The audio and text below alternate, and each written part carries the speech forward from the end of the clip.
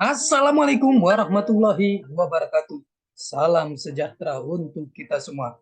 Apa kabarnya rekan-rekan mahasiswa-mahasiswi Universitas Dian Nusantara? Kita berjumpa kembali di mata kuliah Pendidikan Karakter atau Karakter Building di pertemuan yang ke-10.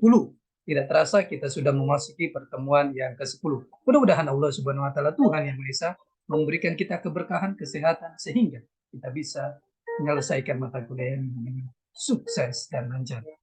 Rekan-rekan semuanya, sebelum kita memulai proses belajar mengajar ini, alangkah baiknya sama-sama kita berdoa agar proses belajar mengajar ini berjalan dengan sukses dan lancar. Berdoa menurut keyakinan dan kepercayaan masing-masing. Berdoa dimulai.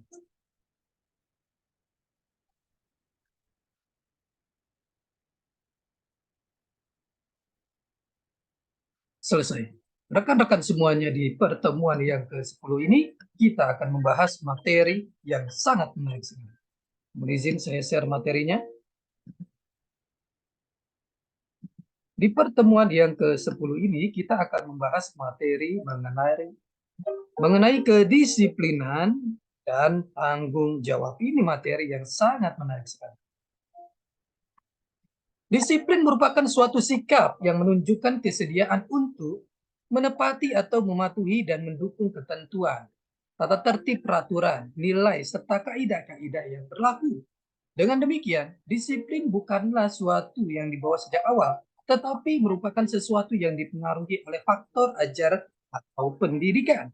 Bisa dikatakan, disiplin adalah kunci setiap orang untuk berhasil. Seseorang yang disiplin dalam kehidupannya akan dengan mudah mencapai keberhasilan.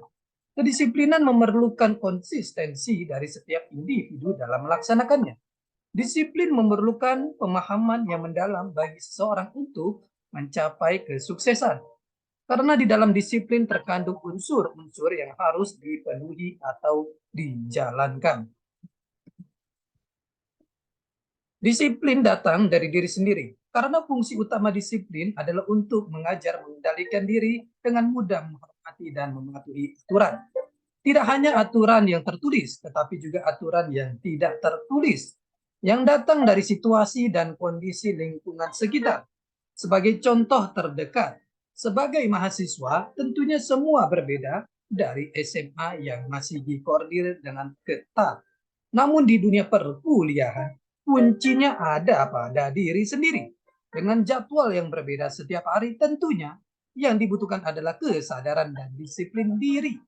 Seorang mahasiswa perlu memiliki sikap disiplin dengan melakukan latihan yang memperkuat dirinya sendiri untuk selalu terbiasa patuh dan mempertinggi daya kendali diri.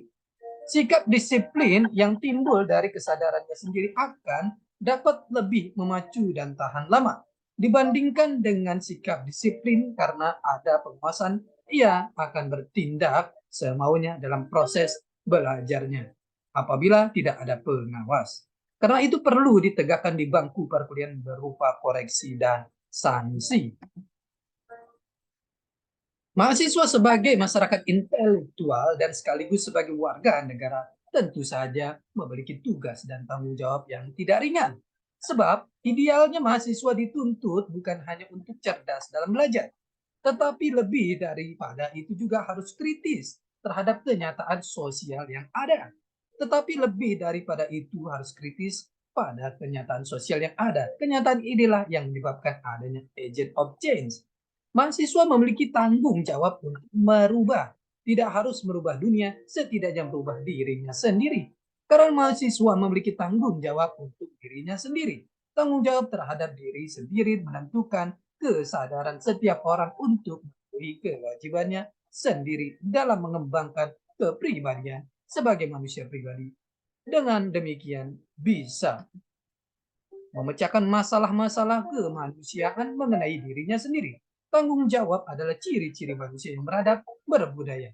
Manusia merasa bertanggung jawab karena adanya rasa sadar dan menyadari akibat baik atau buruk perbuatannya itu, dan menyadari bahwa pihak lain pasti memerlukan pengabdian atau pengorbanannya. Timbulnya tanggung jawab itu karena seseorang bermasyarakat dengan yang lainnya dan hidup bersama.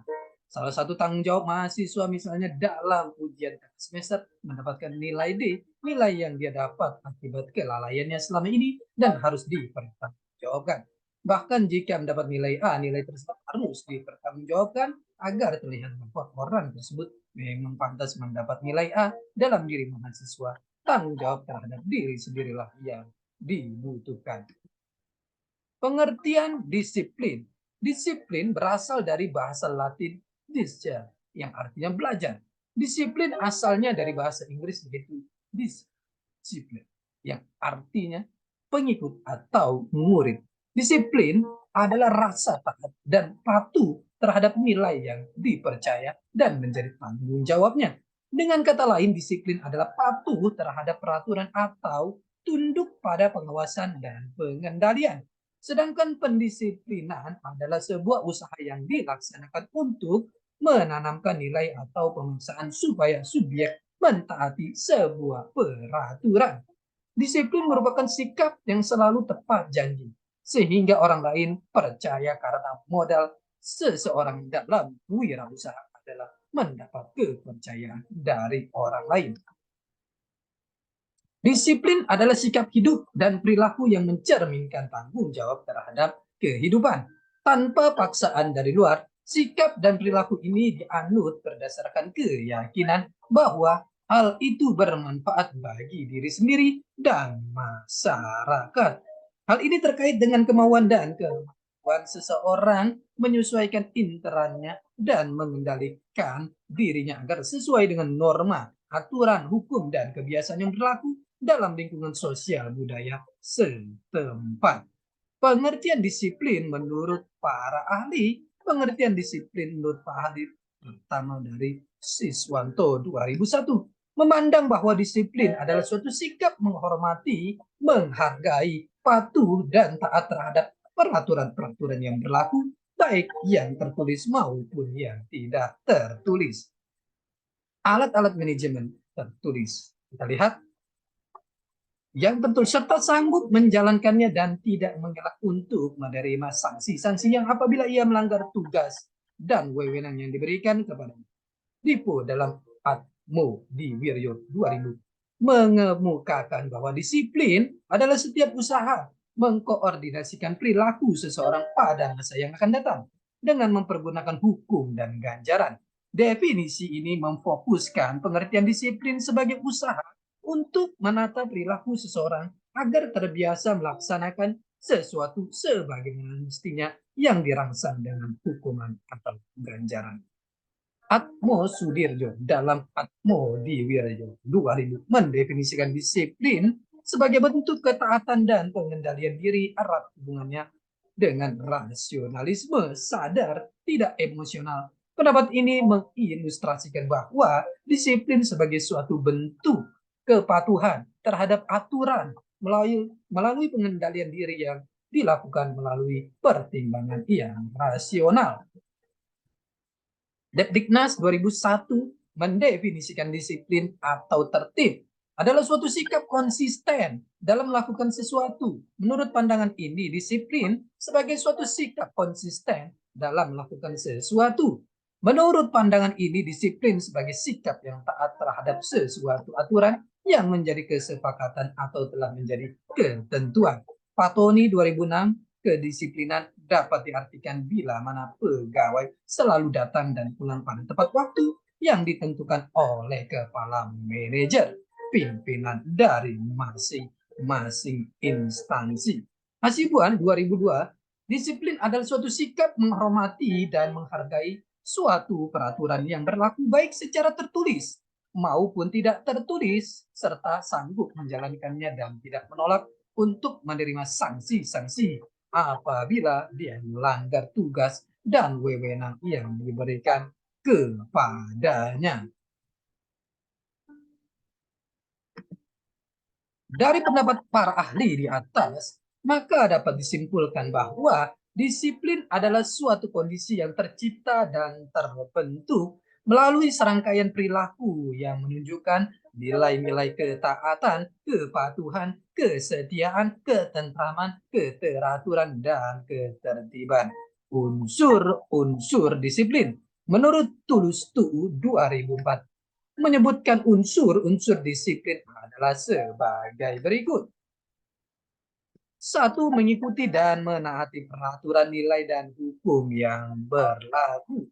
Dua, pengikutan dan ketaatan tersebut terutama muncul karena adanya kesadaran diri bahwa hal itu berguna bagi kebaikan dan keberhasilan dirinya. Dapat juga muncul karena rasa takut, tekanan, paksaan, dan dorongan dari luar dirinya. Yang ketiga, sebagai alat pendidikan untuk mempengaruhi, mengubah, membina, dan membentuk perilaku sesuai dengan nilai-nilai yang ditentukan atau diajarkan. Yang keempat, hukuman yang diberikan bagi yang melanggar ketentuan yang berlaku dalam rangka mendidik, melatih, mengendalikan, dan memperbaiki tingkah laku. Yang kelima, peraturan-peraturan yang berlaku sebagai pedoman dan ukuran perilaku. Jenis-jenis disiplin, disiplin preventif adalah kegiatan yang dilaksanakan untuk mendorong para karyawan agar mengikuti berbagai standar dan aturan, sehingga penyelewengan dicegah. Sasaran pokoknya adalah untuk mendorong disiplin dan diri karyawan.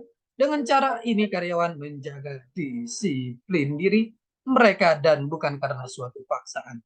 Disiplin korektif